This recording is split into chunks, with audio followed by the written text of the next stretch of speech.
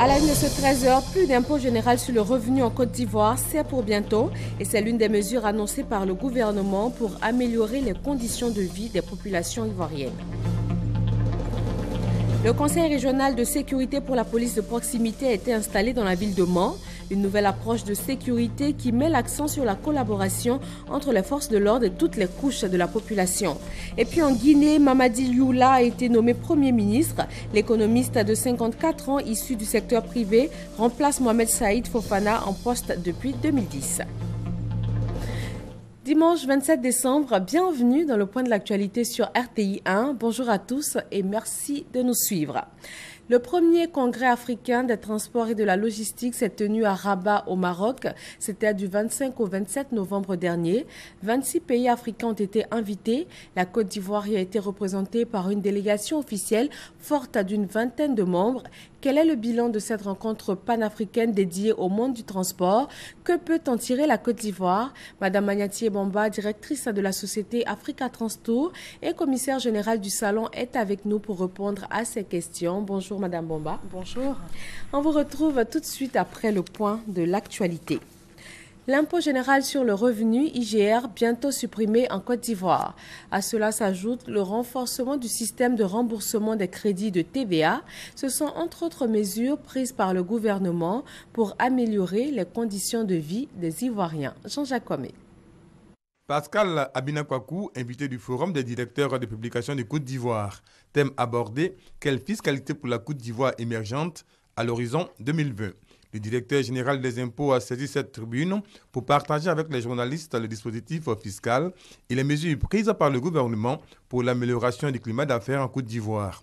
Pascal Abinakwakou a indiqué également que ces mesures visent à améliorer les conditions de vie de la population ivoirienne. L'invité du Forum des directeurs de publication de Côte d'Ivoire a dit aux hommes de médias qu'au nombre des mesures prises par le gouvernement figure la suppression de certains impôts comme l'IGR, impôt général sur les revenus. Il n'y aura plus l'IGR comme on le connaît aujourd'hui, parce qu'il n'y aura plus de déclaration globale à faire, mais vos revenus particuliers là vont supporter l'impôt foncier. Une fois que vous avez payé votre impôt foncier, vous n'avez plus d'IGR à payer, des déclarations d'IGR à faire. Si vous avez payé votre impôt sur le revenu agricole, le bénéfice agricole, vous n'avez plus de déclaration à faire. Et si vous avez payé votre impôt sur les salaires, qui lui est prélevé à la source, vous n'avez plus de déclaration à faire en agrégeant tous vos revenus annuels, puisque chaque revenu a supporté déjà le prélèvement.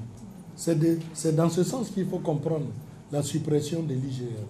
À cela s'ajoute la facilitation des procédures et le renforcement des systèmes de remboursement des crédits de TVA. Répondant aux questions des journalistes, le directeur général des impôts a réaffirmé l'obligation faite aux citoyens de payer ses impôts.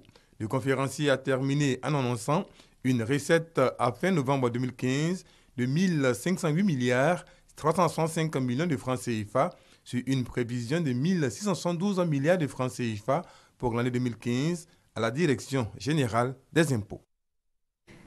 La Côte d'Ivoire et la Corée du Sud enregistrent une croissance du chiffre d'affaires dans leurs échanges commerciaux, fruit d'une coopération vieille de 54 ans.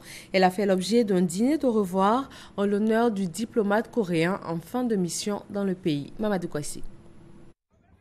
La coopération économique entre la Côte d'Ivoire et la Corée du Sud se porte mieux. En moins de 3 ans, les échanges commerciaux ont doublé, atteignant un chiffre d'affaires de 230 millions de dollars, soit environ 115 milliards de francs CFA. En plus, de nombreuses entreprises coréennes de divers secteurs d'activité sont en cours d'installation en Côte d'Ivoire. Mais déjà, certaines participent à la construction de la centrale thermique d'Azito et celle de Cyprel. Ce n'est pas tout. Il y a également la mise en place du train urbain d'Abidjan, la construction de l'autoroute Ferke-Ouangolo-Dougou et le projet du système routier du district d'Abidjan. Tous ces efforts ont été salués par le ministre d'État, ministre des Affaires étrangères, au cours d'un dîner offert aux diplomates coréens en fin de mission en Côte d'Ivoire. La Côte d'Ivoire a également bénéficié d'importants financements de la part du gouvernement coréen pour divers projets tels que la deuxième phase du projet PNIA-KOICA pour le traitement de la fistule, le projet AFD-KOICA sur les branchements sociaux à l'eau potable dans la ville d'Abidjan et le projet d'aménagement de la voirie pour la fluidité routière dans la ville d'Abidjan. Bien plus, la Côte d'Ivoire va bientôt bénéficier de la construction d'un centre sportif et culturel et d'un complexe destiné au développement de TIC avec le concours financier de la Corée. Le diplomate coréen a pour sa part indiqué que cette coopération sera toujours maintenue, ce qui justifie selon lui la réalisation d'importants projets de développement. Le gouvernement coréen s'est entendu avec le gouvernement ivoirien sur le projet de construction du centre du cancer. Ce centre a pour but de faire d'Abidjan le hub de l'Afrique de l'Ouest dans le traitement du cancer en permettant aux cancéreux non seulement de la Côte d'Ivoire, mais aussi des pays voisins de se soigner. L'ambassadeur coréen en Côte d'Ivoire est également distingué par le ministre d'État, ministre des Affaires étrangères au nom du gouvernement. Au cours de son séjour en Côte d'Ivoire, le diplomate coréen a contribué à la réalisation de la visite d'État du président de la République, Alassane Ouattara, en Corée du Sud. Une mission qui a permis la signature de plusieurs accords cadres. Et il faut rappeler que la Côte d'Ivoire est le premier pays africain à tisser une relation diplomatique avec la Corée du Sud, et ce, depuis 1961. Filière bétail, les acteurs adoptent un nouveau plan stratégique. 16 pays africains, membres de la Confédération des fédérations nationales de la filière bétail-viande, se sont retrouvés à Lomé au Togo. Ils entendent faire la promotion de ce secteur et œuvrer à la fluidité et au commerce du bétail. Mamadou Kouassi. La filière bétail-viande, au centre de cette rencontre sous-régionale, les ministres en charge de l'élevage et les acteurs de la filière bétail-viande veulent donner une nouvelle orientation à leurs activités. Les 16 pays membres de la Confédération des fédérations nationales de la filière bétail-viande adoptent un nouveau plan stratégique de développement et de promotion de leur secteur pour la période 2016-2020. Il était également question de faire le bilan des 10 ans d'activité de cette confédération. Un bilan jugé satisfaisant par l'ensemble des ministres au regard des résultats enregistrés. Le ministre Kobena Kwasi Adjumani a invité les acteurs de cette filière à renforcer davantage leurs actions au profit des consommateurs.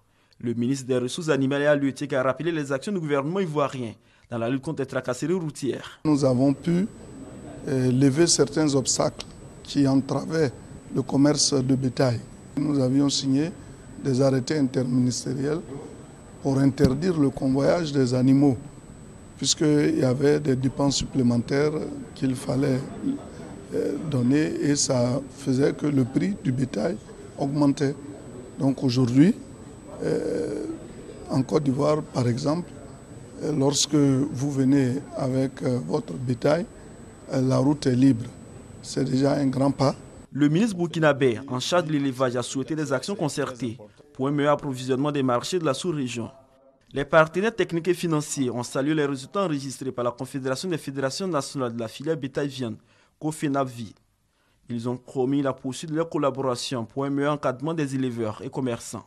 Cette rencontre de Lomé a vu la reconduction de l'équipe sortante, dirigée par Iseka Sawadogo pour un mandat de 5 ans à la tête de la COFENAVI. Direction l'ouest du pays, à Mans, pour l'installation du Conseil régional de sécurité pour la police de proximité. C'est une nouvelle approche de sécurité. Elle met l'accent sur la collaboration entre les forces de l'ordre et toutes les couches de la population. F. Boy. Une nouvelle conception de la sécurité en expérimentation dans l'Est district des montagnes. C'est un projet de mise en place d'une préfecture de police modèle qui porte sur une nouvelle donne, la police de proximité. La police de proximité, c'est un outil pour améliorer la sécurité de nos populations, étant entendu qu'elles-mêmes, les populations, participent, concourent à leur propre sécurité. Il s'agit donc de l'emploi des forces de police avec pour atout majeur la participation de toutes les couches de la population à sa propre sécurité. Le Conseil régional de sécurité pour la police de proximité, CRSPP, est donc mis en place dans la région du Tonkpi avec le concours du gouvernement américain. Aujourd'hui est un jour béni pour votre population du Tonkpi, car elles ont désormais à leur disposition un cadre permanent et officiel de rencontres et de partage d'informations. Rencontres et partage donc d'informations entre tous. Autorités politiques, élus locaux, société civile, chefs religieux et traditionnels, vous faites partie intégrante du système et vous servez de partenaires privilégiés à la police et aux autorités administratives. Nous ferons en sorte que toutes les informations importantes soient collectées de tous les coins de la région du Tonpi et même du district des montagnes et les mettre à la disposition des forces de sécurité. Par cette installation du CRSPP, le secteur de la sécurité à l'ouest est en pleine mutation. À noter également la récente déconcentration des 4 directions centrales spécialisées de la police nationale, à savoir la police criminelle, la direction de la surveillance du territoire, la direction des renseignements généraux et la direction de la police des drogues et stupéfiants. Après 3 mois au sein de l'école militaire préparatoire et technique de Bingerville, 131 élèves de la classe de 6e ont été présentés au drapeau. Ils sont issus de la 76e promotion des enfants de troupe à Boussanago. Matricule 6938, compagnie 6e, classe 6e T2, la 6e compagnie rassemblée. La promotion du genre, une réalité à l'école militaire préparatoire technique de Bingerville. 38 jeunes filles sur 131 élèves ont été présentés au drapeau. Ces chérubins dont l'âge varie entre 10 et 11 ans de la classe de 6e appartiennent désormais à la grande famille des enfants de troupe. À travers ce baptême qu'ils viennent de recevoir, en témoigne la séance de remise des épaulettes présidée par le colonel-major Assamoah Guézou, chef de la division logistique, représentant le général de corps d'armée Soumaïla Bakayoko, chef d'état-major général des forces républicaines de Côte d'Ivoire. Devant parents et amis, les jeunes gens ont mis en pratique ce qui leur a été inculqué pendant ces 3 mois passés à Bingerville à travers des démonstrations d'arts martiaux et de courroucelles à pied. Il est d'usage dans notre école que les élèves des 6e soient présentés au drapeau lorsqu'ils sont jugés capables de se conduire avec droiture au regard des lois et règlements qui régissent notre corps de métier, tant à l'intérieur qu'à l'extérieur de la caserne, aussi bien individuellement que collectivement. Un défilé des troupes à pied a été exécuté par l'ensemble de l'école. L'école militaire préparatoire technique de Bingerville a vu le jour en 1939. Elle a pour mission la formation des jeunes gens en vue de leur permettre d'intégrer l'armée une fois la formation terminée. L'accès des jeunes filles à cet établissement date de l'année académique 2013-2014. 365 enseignants recrutés sur les 891 candidats à un poste dans les universités et grandes écoles de Côte d'Ivoire. C'est le fruit de la dernière réunion de la Commission nationale de recrutement des enseignants du supérieur. Serge Coléa, reportage. C'est l'université Félix Houphouët-Boigny de Cocody qui a servi de cadre à l'analyse des dossiers des 891 candidats à un poste d'enseignant dans les universités et grandes écoles de Côte d'Ivoire. 13 institutions universitaires, membres de la Commission nationale du recrutement des enseignants du supérieur, ont statué en vue de choisir les meilleurs. L'ISCC a reçu 3 demandes de candidature et l'ISCC entend recruter 2 candidats. Nous avons très bon espoir que l'ISCC va recruter en tout cas la meilleure ressource pour son positionnement. Cette année, les universitaires ont pleinement la responsabilité du recrutement. L'innovation majeure, c'est que nous avons fait comme dans les sciences de la santé. C'est-à-dire que le candidat vient présenter ses titres et travaux pendant 10 minutes, puis avec un entretien avec le jury. Au niveau de l'université Félix Houphouët-Boigny, nous avons eu 228 dossiers. Et nous avons aussi que 70 postes en recrutement nouveau, 14 en glissement catégoriel et 5 en contrat, ce qui fait 89 postes. Nos besoins vont au-delà. Cette réunion de la Commission nationale de recrutement des enseignants du supérieur s'est faite sous la supervision de Gimbala Diakité, directeur des ressources humaines au ministère de l'enseignement supérieur et de la recherche scientifique. Le porte-parole du PDCI RDA et par ailleurs porte-parole du président de la conférence des présidents du RHDP a fait une déclaration. Elle porte sur l'ambiance actuelle au sein du parti. Le ministre Kobenan Kwasi Adjoumani a invité les militants à l'apaisement et au renforcement de la cohésion. Il y a beaucoup de tapages qui se font au sein du RHDP. Les uns les autres sont en train de prendre des positions de nature à disloquer donc, le RHDP. Et le président en est conscient. Il m'a chargé de porter à la connaissance de tous les militants du RHDP de demeurer sereins. Nous venons de gagner une bataille. Nous avons besoin de nous consolider. Aujourd'hui, le président veut qu'on aille à l'apaisement. Chaque fois que le RHDP a eu besoin de prendre des décisions courageuses, ce sont nos chefs d'abord qui se retrouvent pour en parler avant que cela ne soit porté à la connaissance des militants. Et au niveau donc du parti unifié, c'est la même chose qui doit être soutenue. Et vous savez que le président Bédié est parfaitement en phase avec son jeune frère, le président Alassane Ouattara. Le Programme national de cohésion sociale PNCS a fait le point de ses activités et évoqué ses perspectives pour l'année 2016. C'était lors d'une rencontre avec une délégation du service politique de l'ambassade des États-Unis et c'est un reportage signé Grace Kando. La visite d'une délégation du service politique de l'ambassade des États-Unis au siège du Programme national de cohésion sociale, PNCS, a été l'occasion pour la responsable de cette structure étatique de faire le point des activités. Elle porte essentiellement sur le renforcement de la cohésion sociale, la culture de la paix et l'indemnisation des victimes des différentes crises qu'a connues la Côte d'Ivoire. Le professeur Mariatou Koné a indiqué à ses hôtes que le PNCS a contribué à l'organisation d'une élection présidentielle apaisée et ne compte pas s'arrêter. Ces campagnes vont se poursuivre avec les prochaines élections locales. Au titre des réparations et indemnisations, la directrice générale du PNCS a rappelé que de nombreuses initiatives ont été prises en faveur des victimes des guerres, surtout celles de l'Ouest. Avec les différentes cartographies élaborées, le PNCS compte faire plus pour 2016. Que notre pays est en train de devenir mature, une maturité démocratique, une maturité en matière de liberté d'expression et d'opinion, et puis que de plus en plus les Ivoiriens acceptent de vivre avec leurs différences, d'échanger sans violence. Et donc nous allons continuer toutes les activités dans ce domaine-là et continuer également notre programme d'éducation à la paix, à la citoyenneté, au civisme et aux droits humains. Le chef de la délégation américaine a salué les efforts du Programme national de cohésion sociale avant de lui promettre la continuité de son assistance. Une assistance opérée également par des structures américaines à travers l'ambassade des États-Unis à Abidjan. À Bangouanou, les populations du village de Banabo ont célébré la fête de la banane.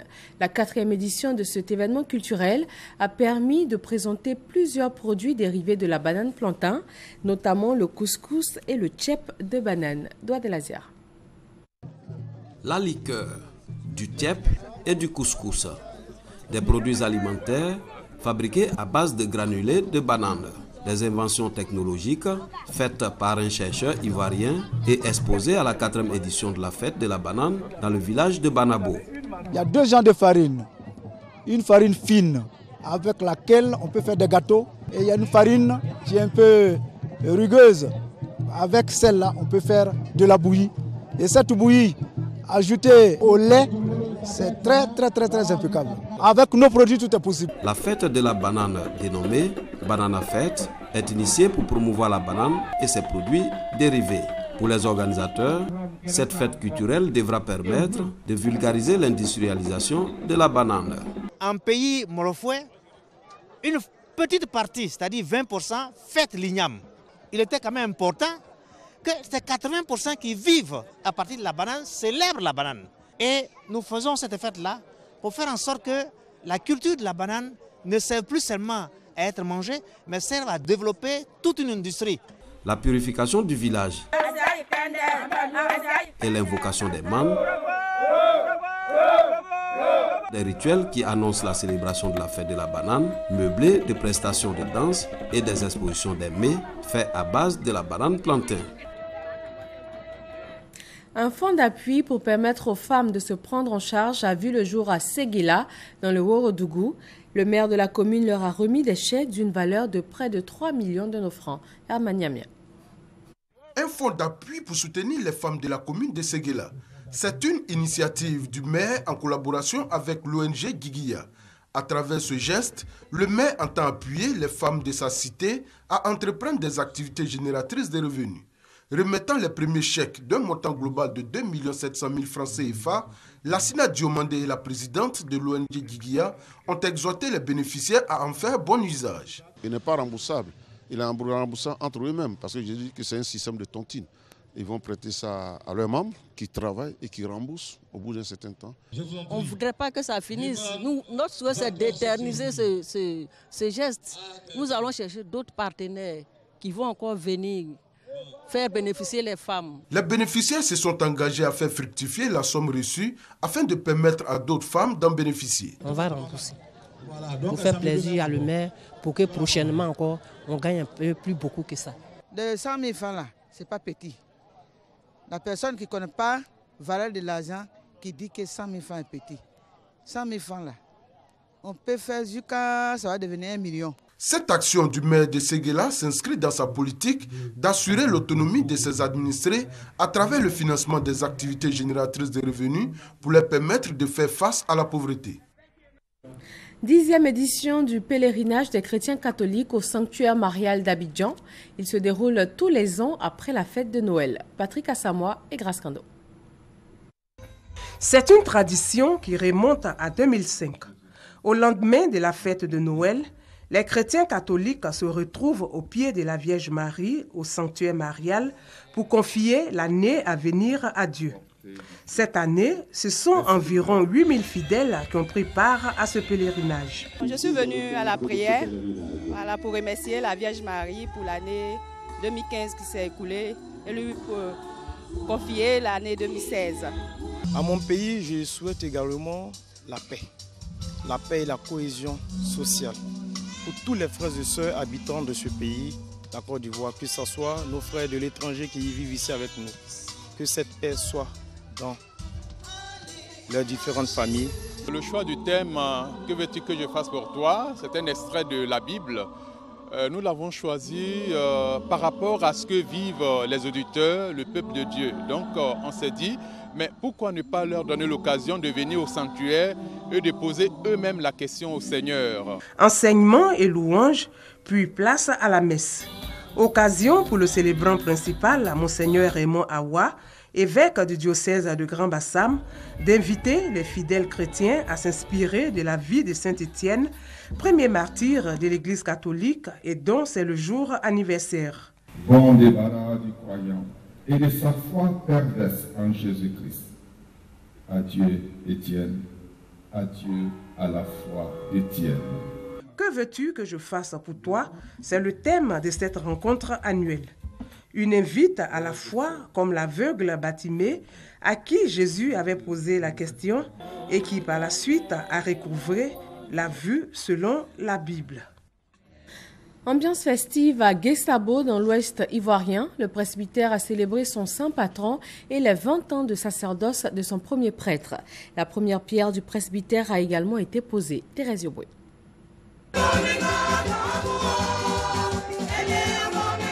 La communauté chrétienne catholique en fête à Guessabo, dans le département des Oukoudou. Motif de cette réjouissance, une triple cérémonie. D'abord, la pose de la première pierre du presbytère de la future paroisse de Guessabo. Ensuite, la célébration des 20 ans de sacerdoce du père Achille Atta Amisha, premier prêtre issu de la paroisse de Zoukoube. Et enfin, la fête du saint patron de l'église du département des Zoukoube. L'évêque du diocèse de Daloa, Monseigneur Maurice Konakwasi, célébrant du jour, a profité de cette occasion pour exhorter les fidèles à la cohésion sociale et au vivre ensemble. Tout le monde est venu, tout le monde dans la joie, et que ce qu'on entreprend là soit à l'honneur de Dieu lui-même. Gloire à Dieu, à Jésus-Christ qui n'a pas hésité à s'abaisser pour que nous soyons aujourd'hui ce que nous sommes. Gloire à lui. Plusieurs dons ont été faits pour accompagner les fidèles de Guessabo dans leur volonté de voir leur chapelle érigée en paroisse. La chapelle de Guessabo existe depuis 1968 et a été mise sur pied par le père Jean Héré. Père Justin Komila, curé de la paroisse Saint-François-Xavier de Zoukoubé, a, en communion avec les fidèles, souhaité le traditionnel joyeux anniversaire au père Achille Atta Amisha, curé de la cathédrale Christ-Roi de Daloa et premier prêtre issu de la paroisse de Zoukoubé.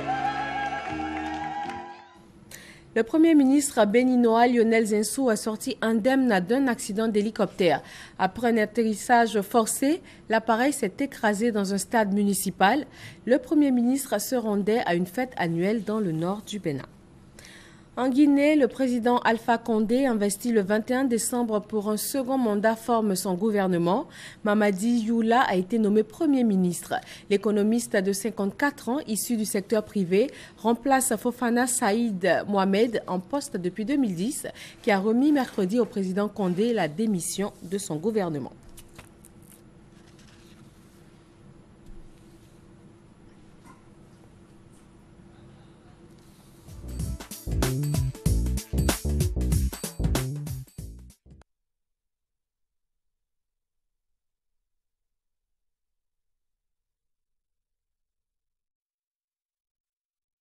Bienvenue dans le magazine du dimanche. Le Congrès africain des transports et de la logistique s'est tenu au Maroc en novembre dernier.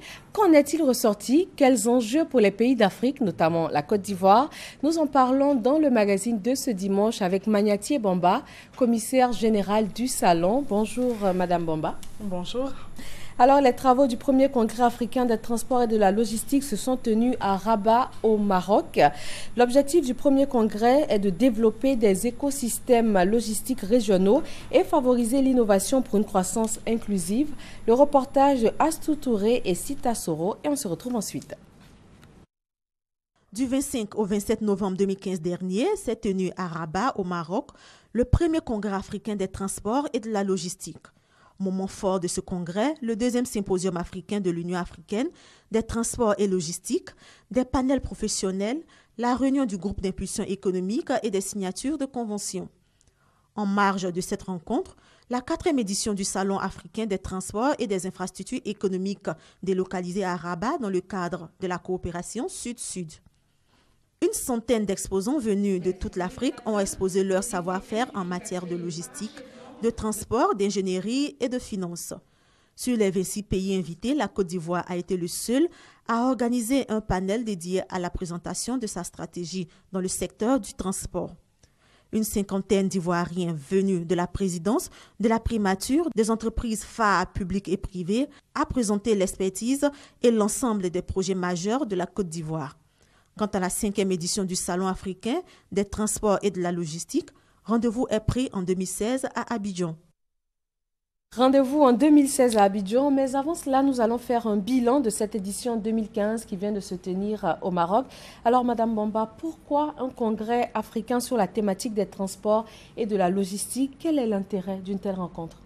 Merci Madame Fofana. Je voudrais de prime abord remercier la RTI de me donner l'opportunité de faire le bilan de cet important congrès qui vient de se dérouler au Maroc.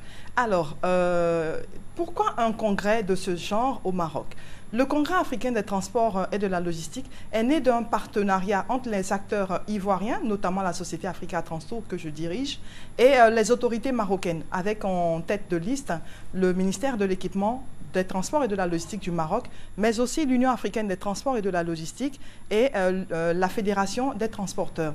Vous savez, le transport est au cœur de l'activité économique de toute nation. Alors, qui dit transport dit déplacement des populations, mais sans transport, pas de système de santé efficace, sans transport, pas de tourisme, sans transport, pas de commerce. Il était donc important de redonner au transport sa place importante au cœur de toute bonne gouvernance et magnifier le transport à travers cette tribune qui nous a permis de toucher du doigt les difficultés des transports et de sortir des résultats importants pour l'ensemble des pays concernés. D'accord, nous allons revenir à ces résultats-là, mais quand on parle de transport, c'est tout, un grand univers. Il y a le transport maritime, transport ferroviaire, aéroportuaire. Est-ce que votre salon prend en compte tous ces domaines ou c'est uniquement le transport routier?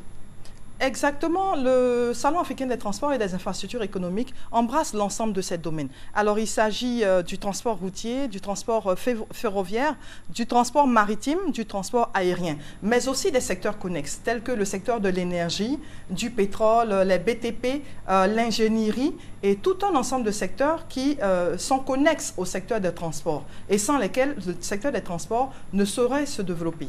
Alors Madame Momba, est-ce que ce n'est pas trop vaste pour être efficace? Non, pas du tout dans la mesure où les différentes thématiques abordées permettent de pouvoir embrasser l'ensemble de ces secteurs. Alors, vous aurez des thèmes génériques, mais à l'intérieur de ces débats, de ces panels qui seront initiés, nous aurons l'expertise et des modèles de réussite et des présentations d'expérience des différents domaines. Parce que les domaines vastes des transports, les différents domaines des transports ne peuvent exister l'un sans l'autre. Donc, l'aérien viendra compléter le maritime qui, à son tour, sera relayé par le routier, ainsi de suite. Ainsi de suite. Donc, quel est l'état des lieux qu'on fait du secteur des transports en Côte d'Ivoire? En Côte d'Ivoire, il faut dire que pour nous qui avons assisté, qui avons quand même travaillé dans le secteur des transports depuis 2008 maintenant, nous avons vu dans un premier temps un secteur des transports inorganisé, avec, si vous me permettez l'expression, beaucoup de cafouillage et tout ça. C'est en train d'évoluer parce que les infrastructures notamment étaient obsolètes, n'étaient pas viables. Au jour d'aujourd'hui, nous avons une forte volonté politique et cette volonté politique-là a permis aux transporteurs, par exemple, de pouvoir se mettre en commun pour réfléchir à leurs moyens de professionnalisation et réfléchir aux facteurs qui pourraient accompagner leur développement. Nous avons de nouvelles infrastructures et il ne faut pas oublier que l'État de Côte d'Ivoire consacre près d'1 milliard de dollars, donc 500 milliards de francs CFA depuis 2011 au développement de ce secteur-là en Côte d'Ivoire. Voilà, donc je pense que c'est à saluer. Au-delà donc des rencontres, des panels, est-ce que vous prévoyez des actions directes, on va dire, sur le terrain pour améliorer ce secteur du transport qui revient de loin selon vous? Alors, le secteur des transports, il faut le dire, a été beaucoup sinistré. Ce que nous proposons à travers ce Salon africain des transports et des infrastructures économiques, c'est de déjà mettre le doigt sur les difficultés, sur toutes ces difficultés qui minent le secteur. Dans un premier temps, ouvrir la réflexion. À travers cette réflexion, trouver des solutions pérennes, mais pas des solutions seulement au niveau de la Côte d'Ivoire. Parce qu'il faut savoir que le développement des transports en Côte d'Ivoire seulement n'est pas vraiment une réponse. La réponse est de pouvoir non seulement moderniser les transports comme facteur de développement économique en Côte d'Ivoire, mais aussi dans tous les pays limitrophes à la Côte d'Ivoire au niveau régional et ensuite au niveau africain. Et c'est ce qu'on a appelé le développement des écosystèmes logistiques. Et c'est à ce moment-là que nous pourrons vraiment dire que le transport est développé et que le transport sera fiable, qui sera au service de nos populations et de nos gouvernements. Et comment s'est passée cette édition pour la première fois délocalisée au Maroc? Pourquoi le choix de ce pays? Le choix du Maroc, déjà, pour suivre la droite ligne de la vision du président de la République, son Excellence, M. Alassane Ouattara. Vous savez que les peuples marocains et les peuples ivoiriens sont des peuples frères depuis l'époque du roi Hassan II et du premier président de la Côte d'Ivoire, le président Félix Houphouët-Boigny. Et à leur suite, le président Alassane Ouattara a toujours voulu promouvoir cette coopération-là. Alors nous avons trouvé idoine, nous avons pensé que les conditions idoines étaient là et qu'il fallait que nous puissions saisir cette opportunité pour porter encore plus loin cette coopération. Ensuite, le Maroc et la Côte d'Ivoire sont des pays, tous deux des pays africains, donc culturellement proches l'un de l'autre. Et le Maroc a traversé des difficultés au niveau des transports et des infrastructures, de la logistique. Ces mêmes difficultés, la Côte d'Ivoire les rencontre aujourd'hui. Le Maroc a pu sortir de ces difficultés. Nous nous sommes dit, pourquoi ne pas partager cette expérience, cette expertise et l'adapter à nos besoins ici en Côte d'Ivoire, l'adapter à la vision de notre gouvernement. Nous avions beaucoup à y gagner et donc nous avons tout de suite saisi cette occasion pour pouvoir exporter cette expertise ivoirienne au Maroc et bénéficier également de tout ce qui se fait au Maroc. D'accord, bénéficier de l'expertise, mais déjà à très court terme, quels sont les apports pour la Côte d'Ivoire? Est-ce qu'il y a déjà des partenariats ou des projets en vue pour le pays? Exactement, parce qu'il faut dire que l'un des moments forts, des moments importants de ce congrès a aussi été la signature de conventions entre entreprises et institutions venant de différents pays, 26 pays exactement. Donc pour la Côte d'Ivoire, l'Office ivoirien des chargeurs fait office, si vous me permettez la répétition, de précurseur dans ce domaine, avec une signature d'un mémorandum d'entente avec l'Agence marocaine du développement de la logistique. Et ce mémorandum d'entente devrait aboutir très bientôt à la réflexion autour de la création de sites logistiques performants au niveau de la Côte d'Ivoire. Mais ce n'est qu'une première étape, parce que il y a une commission que nous appelons, qui a été appelée Commission Transport Côte d'Ivoire-Maroc, très efficace et qui est présidée par M. Éolier Stéphane. Cette commission a abattu vraiment un grand travail, notamment pendant ce congrès et à travers les échanges aussi qu'ils ont eus avec la communauté marocaine. Au mois de janvier, nous devrions déjà assister à plusieurs autres signatures et à toute une panoplie de projets portés par les deux entités. Pour la première fois, je dirais, les entreprises ne viendraient pas pour venir juste s'installer en Côte d'Ivoire et créer des activités. Ce sont les Ivoiriens et les Marocains, main dans la main, qui vont porter ensemble ces projets. Donc c'est vraiment du gagnant-gagnant au bénéfice des populations ivoiriennes. Et ce sont des résolutions, ce sont des projets comme vous le dites, mais est-ce qu'après la rencontre officielle, il y a un suivi qui est fait de ces projets-là? Justement, il faut qu'il y ait un suivi parce que justement, c'est surtout ça la tare des événements que nous organisons en Afrique en général. Mais pour ce congrès, nous avons tenu à avoir toute une panoplie de personnalités à nos côtés, donc des experts tant du secteur public que du secteur privé, donc présidence, primature, plusieurs ministères et aussi d'importantes entreprises ivoiriennes qui ont fait le déplacement. À terme, nous voulons qu'il y ait un comité de suivi et je vous avoue que nous avons été agréablement surpris qu'au retour de cette mission, la délégation qui s'est déplacée au Maroc pour ce congrès a déjà pu se regrouper, se rassembler à 2 reprises autour d'un déjeuner et à une autre occasion. Donc, ça veut dire qu'il y a un début de réalisation de résultats. Des comptes rendus fidèles ont été faits au président de la République, au Premier ministre et à l'ensemble des ministres qui ont envoyé des collaborateurs. Nous espérons que ce sera l'occasion pour nous de pérenniser cette activité et de pouvoir faire chaque fois aboutir de nouveaux résultats et que les résultats ne restent pas dans les placards. Ça veut dire que vous bénéficiez d'un accompagnement de l'État? Oui, nous bénéficions d'un début d'accompagnement, je dirais, de l'État. Parce que, pour tout vous dire, la délégation ivoirienne qui est partie, quand même une délégation importante d'une 50aine de personnalités, a pu être rassemblée autour de 2 semaines maximum. Voilà, je pense que nous pouvons faire plus, nous pouvons faire mieux. Il faut faire davantage. Et sur ce, je voudrais vraiment demander au gouvernement de nous accorder son soutien, un soutien institutionnel fort. Parce que nous sommes partis, la délégation ivoirienne a eu tous les égards au niveau du Maroc. On nous a déroulé le tapis rouge et il y avait non seulement le Premier ministre marocain, mais 5 ministres marocains juste pour ce congrès. Voilà, c'est pour vous démontrer un peu comment un État doit accompagner ces structures pour un tel événement. Donc nous demandons vraiment aux autorités de nous accompagner encore mieux. Ce qui est fait est vraiment très intéressant. Nous avons un début d'accompagnement. Mais je pense que nous pouvons aller plus loin, aller faire davantage et avoir ce leadership gagnant-là, accompagner le leadership que nous avons aujourd'hui grâce à son Excellence M. Alassane Ouattara, président de la République de Côte d'Ivoire. D'accord, nous allons revenir à cette édition 2015 où la Côte d'Ivoire a eu droit à un focus de 1h30. En quoi est-ce qu'il a consisté? Quelle est sa particularité? Il faut dire que le Focus Côte d'Ivoire était pour nous une condition importante pour accepter de délocaliser le salon au niveau du Maroc. Cette condition a été acceptée et c'est un focus qui a eu beaucoup de succès. Beaucoup de succès.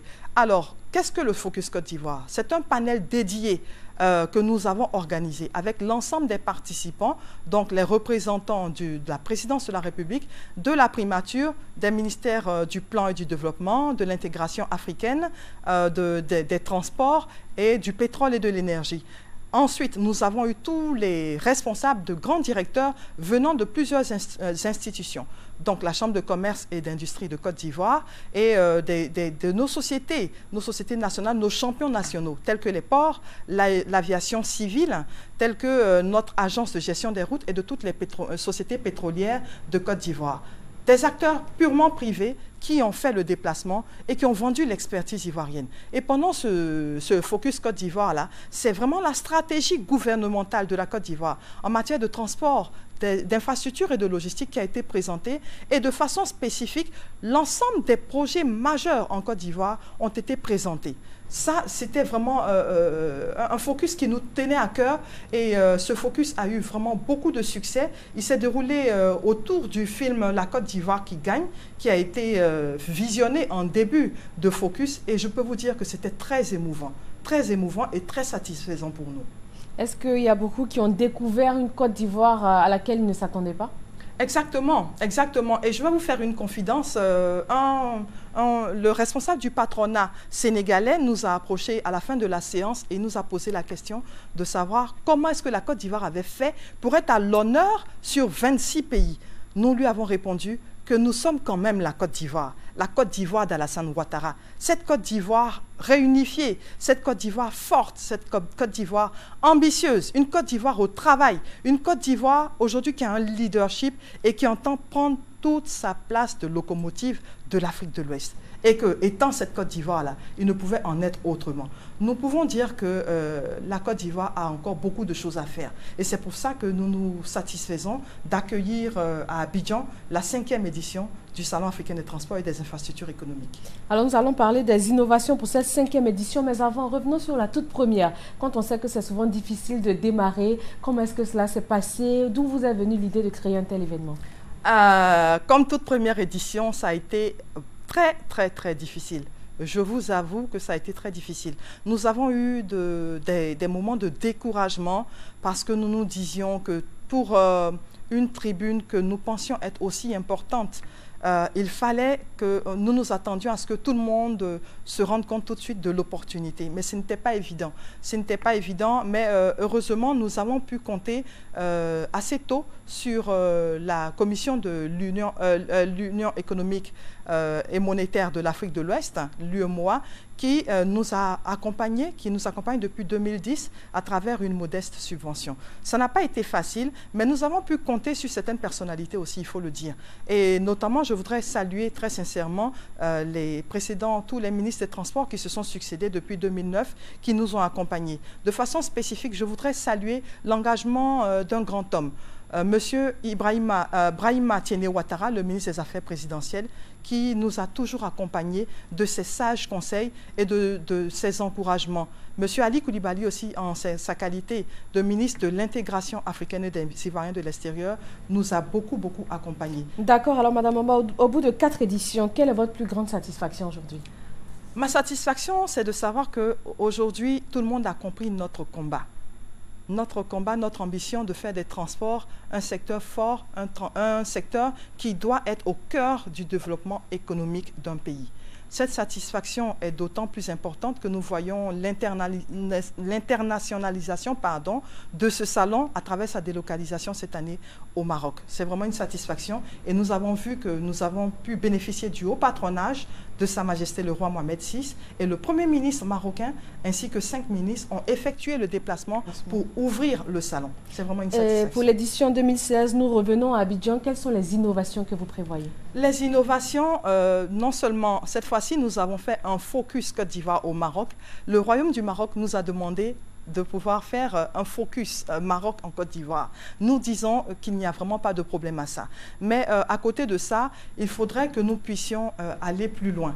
C'est-à-dire qu'il faudrait que plus que jamais, nos autorités puissent nous accompagner pour faire un événement de qualité. Une 5e édition, c'est une édition de maturité. C'est un événement aujourd'hui qui rassemble 26 pays. Et le leadership ivoirien doit être plus que jamais affirmé. Et donc, beaucoup d'innovations, beaucoup plus d'exposants déjà, des thématiques importantes, mais je voudrais adresser une requête justement dans le cadre des innovations. Comme innovation pour cette année 2016. Je voudrais, c'est vraiment mon vœu pour l'année 2016, voir ce salon ouvert par son Excellence, Monsieur le Président de la République, Monsieur Alassane Ouattara. Merci Madame Bomba. Ce magazine est terminé, le journal aussi. Je rappelle que vous êtes directrice générale de la société Africa Transtour et commissaire général du premier congrès africain des transports et de la logistique. Merci à vous de nous avoir suivis. Très bon dimanche sur RTI 1.